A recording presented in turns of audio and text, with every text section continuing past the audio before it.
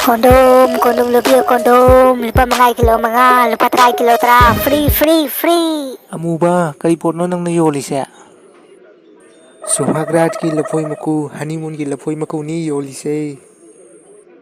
Ha, nang condom yoliro. Hoi ne Tony, nang su kilo tra ka pugaro, ite masu haraurani. Nongonde yamna hong na pirabani Tony, tara ka su free pirage. Chalo ite mega romance ta ura chalo. A few moments later. Amuba, kari porno nang nayolise. Papa, lapoi maku ni na yolise. Suhagrat ki lapoi maku. Ha? Papa, condom ni yolise condom. Hayu, yon kadra hayu, atay condom yon kadra hayu. Yolaroi, papa, ayate yon jara roi. Ngasi degi thaba leiga amugi mama ga yamna haraurani. Tony, ano nang sa call daw nang receive daw ka gino. Condom laban sa luba, aduna. Nangin na tayo madohadag yan hot oy ni, mana lang usya na condom sa leiring ni.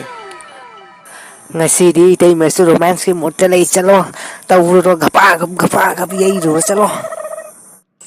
Tony kay na nang friend kina condom lau ra ha natay mga gapa kam tawuro ay sa karino pinurang yami sex ka rin ng condom ka lau ra gapa Tony ka rin ay solo pa tumpa sigay condom sa lau ra kay tamo ka romance tawuro kaya gapa tawuro kaya Tony condom na pino bulok na pino condom na Bawo kay dino yung unde condom ga leite da hojiki do ay gi friend mama mangala pu hai. Angang nang hajik chocolate chawi matam sika alusif chawi matam sika dang condom ka leite na condom no kay to lay no nang Bawo ga koi sai ga romance to gi ai leibani. Yam na romance to ninge na tra angang nang na ko nang ay romance to hon ge na ko nang tamo laro Lai thablay ngasi day nang gilapoi maku mo pulay. asiro tamo na pwede to Hoy ne yam singi ko ay ginupise. Condom ni ay nang pulay se.